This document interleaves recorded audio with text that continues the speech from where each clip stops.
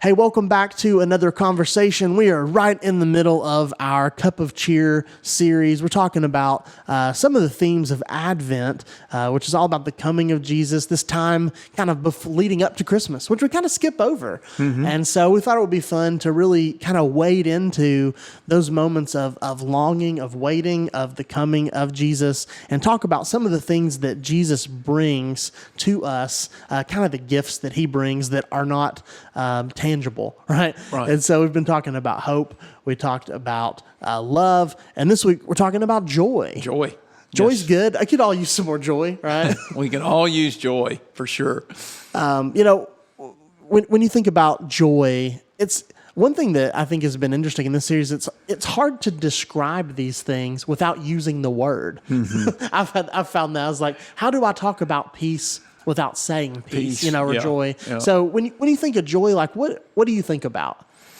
Yeah, when I think of joy, I mean, lots of things give me joy, but the little gift I pulled out of the Cup of Cheer this week was a golf ball. And that golf for me, it's not about a score because I've never been good at it, but it's the one place I can go to, like a golf course.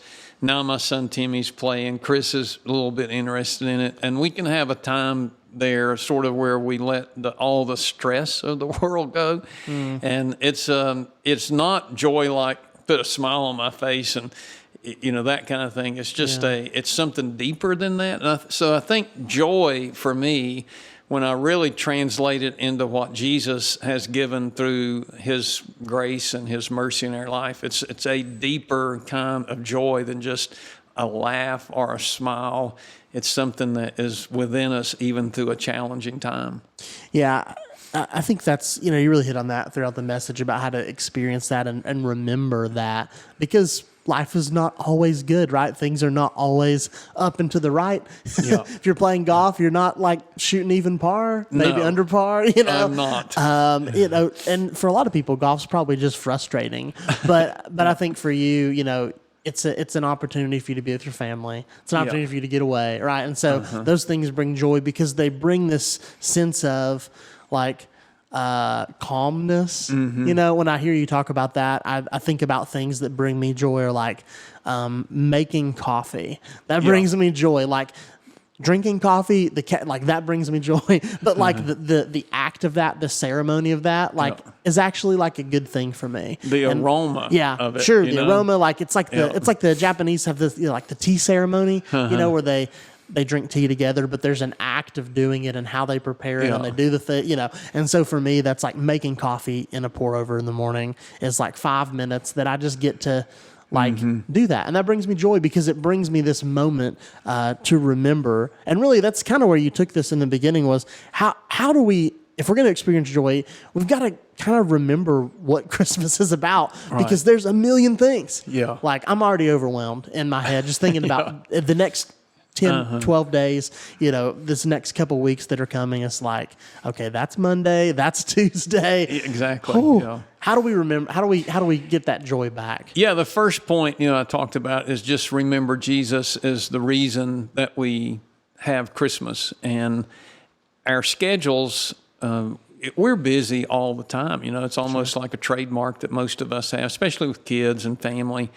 There's very few people I ever meet that don't tell me when I ask them how they're doing, oh man, I'm great, busy. But we're busy. Things are busy. Yeah. So in December, that sort of leading up, even the end of November up to Christmas, your schedule almost doubles, because you get all these other events that come that you don't normally do outside of that season. So what happens is we forget the real meaning of Christmas, not because we're distracted by bad things. I mean, these are great things. These are fun things.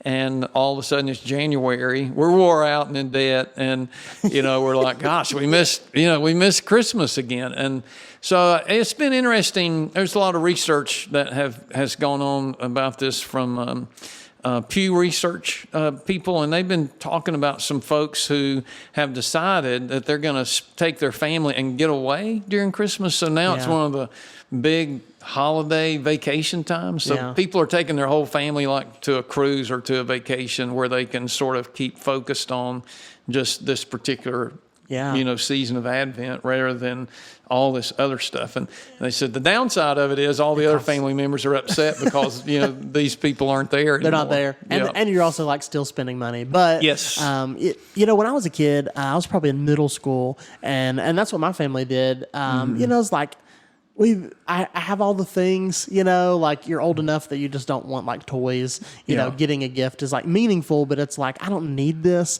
And so we started doing that with our family, going to the beach on Christmas, right after Christmas. And it was great. That kind of lull after that. Yeah. And we just like hung out, went out to eat, had fun as a family together. And I look back on that with a lot of fondness now that things are so crazy.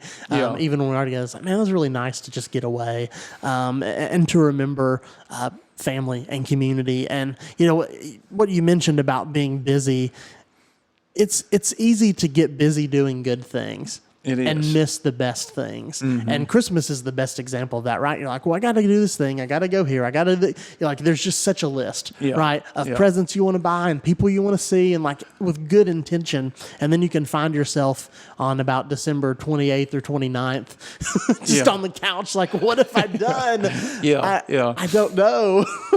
And so how do we keep from doing that? You mentioned something that I thought is helpful is just to rejoice in what God has done for us, rejoice in his blessings and remember that. Yeah, a couple of weeks ago, actually been longer than that. It's probably been about a month ago now. After service one Sunday, I go out in the mall here at our Aberdeen location, and there's a lady who's here from our Bluefield campus, and she comes up to me and she said, I need help. And I said, sure, how can I help? And she said, I love the church. She said, we love being a part of Highlands, but there's so many things that are given to us as opportunities that we almost feel guilty. Because she said, we're already busy. And then, we got this piece and this piece and this opportunity. And I think as a church, we have to really be careful. Yeah. We want to give people opportunities to serve, but we also have to help people understand that Jesus is first and foremost, you know, and by keeping your family intact, and maybe there's some things you say yes to, but maybe there's things that you shouldn't ever feel guilty to say no to something too, to keep the right things and the best things at their place in your life. So I think when we encounter Jesus, we're blessed. There's something that happens in our life when Jesus forgives us and our shame and guilt is taken away and our sins are forgiven, that our life is just a blessing. Yeah. I think about the life of Jesus. We're talking about sort of the coming of Jesus. He's Emmanuel, God with us. And then the way that he models life is in that kind of rhythm, right? Exactly. He goes away. He leaves the crowd. I think to me those are some of the most interesting stories in the Bible. Is it says these crowds grew and then Jesus and the disciples went somewhere else where there were less people, and it's like that's so counterintuitive to like the build your audience thing. That's not what you do. You keep getting more followers, you get more people, you make it bigger. You go to arenas. Jesus didn't do an arena tour. He right? Did not. He gives a sermon and then he goes somewhere else. And and the disciples ask him sometimes, like, why are we going here? It's like, there's more to do, right? There are more people to see. There's more, miracles that need to happen and more for us to do.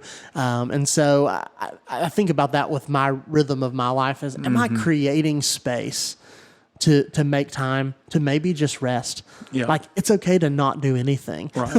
It is. And it's okay to schedule that on your calendar to be like, you know what, this Saturday, I'm scheduling time to not do anything. Yeah. And I've done that before, and it's been really good because in this kind of hustle and bustle of the world and Christmas, but just in general, I think in life, if you have free time, it's almost like a problem. It's like, well, you could be doing something. Yeah. You could be productive. You could hack your schedule and do more. If you drank your coffee while you took your shower, it's like, no, just like it's okay to stop. And for me, when I think about joy, kind of in a big picture, it's that joy is like that thing that you kind of catch yourself breathing into, just like, it's gonna be okay. Peace is like that bedrock underneath. It's like that. It's that anchor for almost our soul. A foundation. It is right. It's that thing that even in the difficulty, like I do have peace. That man, God's got me. But joy is one of those things too, where it's like those quiet moments, right? It's a small thing that it's easy, but it's easy to lose. Yeah. And so whether it's playing golf, whether it's drinking coffee, or whatever you want to do, that's your kind of moment. It's okay to take that for you. And in fact, the life of Jesus would model that you should. Yeah. Because if you don't, you're going to get burnt out. It's going to take you. I think for me, I had to learn the difference between happiness and joy. Happiness is, here today and gone tomorrow, but joy in the Lord is something that can't be taken. But sometimes we have to refocus our mind on Jesus to understand it. So, my thought was, I sort of shared a story after my dad died, that my pastor came a couple of weeks after we had the funeral, and he shared a verse with me out of Thessalonians about always be joyful, always rejoice in the Lord. And I'm like, that was like maybe not. Hey, this is not the time. I love you, but this isn't the time for this verse, because. Yeah. But it really did mark me that what I understood was that with the Lord, I had to begin to focus on. My dad was a believer, so he was with the Lord, sure. And I had to move forward and get past what I lost and sort of focus on what I had left and go again. Yeah. And that's true, right? Everything's not always great. Yeah. So how do we find joy in that? There's a joy that's deeper than that happiness level, right? Because happiness is like, if I don't do good on this test, I'm not happy, right? But joy is, hey, I did okay. I passed. I'm going to move. I'm moving forward. Right. There's more to do. It's a great verse. Always be joyful. Never stop praying. Be thankful in all circumstances. This is God's will for you who belong to Christ Jesus. So because we belong to Him, we can be joyful because it's not all on us. Yeah. The pressure's off, which is good. It was funny. Last night, Bella had a game, and I've been sick, so I didn't get to go see her play, but I picked her up after the game, and I said, "How'd you play?" And she said, "Well, I didn't really get to play, except at the end. I played a minute." And she said, "I'm sort of frustrated." And I said, "Well," I said, "So you're not happy?" And she said, "No, I'm not happy." But she said, "I got the joy of the Lord down in my heart, Dad. So I know God's trying to teach me something." So I think, hopefully she understands the difference between happiness and joy. Sure. That's good. So hopefully this is helpful for you to kind of maybe take a moment and breathe, right? To remember the joy that God has in our life. And hope that you've enjoyed this series we've called Cup of Cheer, that you can have some of those things that you can remember, some kind of posts you can put in the ground to remind you of the things that Jesus brings to us in the middle of this Christmas season. Next week, Christmas at Highlands weekend. It's going to be incredible. Don't miss that. Sunday morning services are going to be great. And then Christmas Eve service, which I love. So if you're busy on Christmas Eve, you can just come on the 23rd. That's true. We made it easy for candlelight service at all of our locations. It's going to be great. It's going to be a great family experience. So hopefully it'll be joyful, right? Yes. We won't add too much stress to your life. Again, thank you guys for watching today, and we'll see you next weekend.